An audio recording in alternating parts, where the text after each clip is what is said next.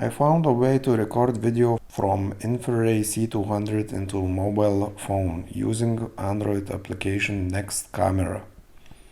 You must have USB C OTG cable. Now frame rate in application around 12 frames per second. Max recording frame rate 15 frames per second. So it's a little bit slower than InfiRay camera itself, but still usable. And potentially I can connect thermal camera to, let's say, 8-inch tablet for bigger screen.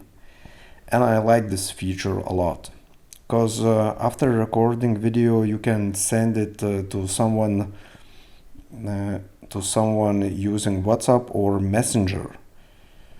So you don't have to connect your camera to computer or take out SD card, so it's a lot faster.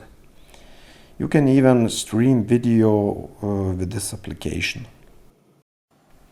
Also, my macro lens arrived, so you can clearly see the difference in sharpness and detail.